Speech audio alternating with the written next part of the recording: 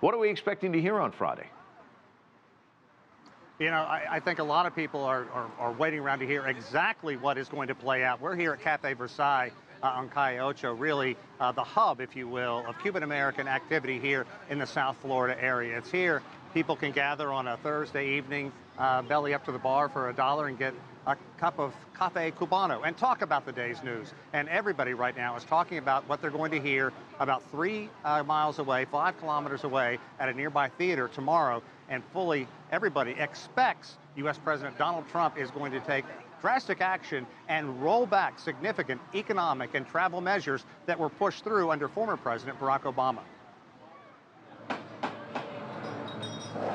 Cafe Versailles, in the heart of Miami's Little Havana, may not be the heartbeat for the Cuban-American movement in the U.S., but it is arguably its soul. Well, I've been coming here since I was 5 years old. For nearly 50 years, Cuban exiles have gathered here on Calle Ocho, or 8th Street. People come here to talk politics and try to resolve the problems in the world. They watched nearly 2 years ago when then U.S. President Barack Obama pursued and secured a thaw in relations with its longtime nemesis, Cuba and the Castro government.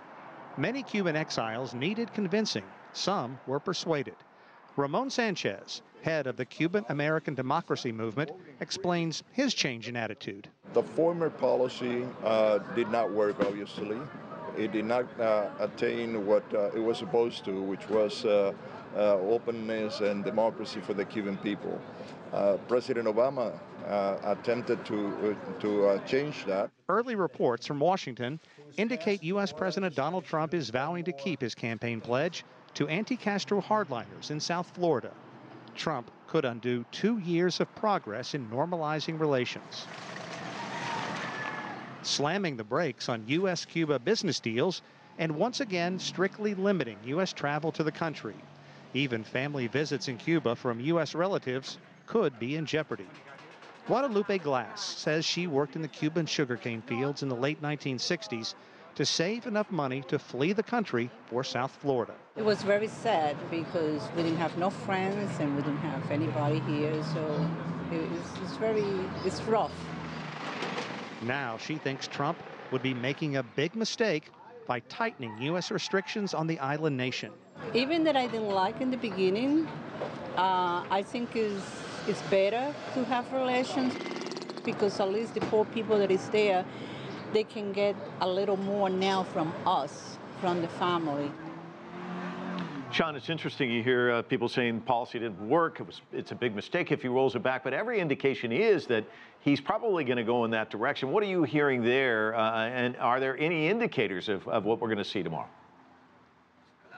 Well, there are some indicators that are out there. Indeed, I think that the information that is coming out of Washington, D.C., everybody expects to roll back to a degree. One thing that we do also expect Donald Trump to talk about is keeping the embassies, both the U.S. Embassy in Havana and the Cuban Embassy in Washington, D.C. So diplomatic ties will continue, although in Havana, that embassy will still operate without a U.S. ambassador.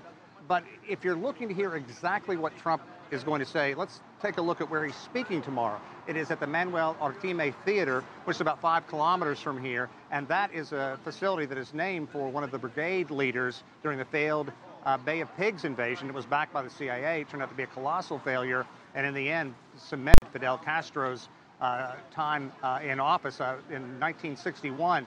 So during the campaign, Trump was backed by the veterans of the Bay of Pigs, and he has made it clear that he wants to keep a campaign promise and roll back what many consider the progress that came under former President Barack Obama and Raul Castro, opening up Cuba for U.S. business interests, opening up for wireless communications moving in there, all kinds of flights and cruise ships going down, and all of that could be severely affected in about 15 or so hours.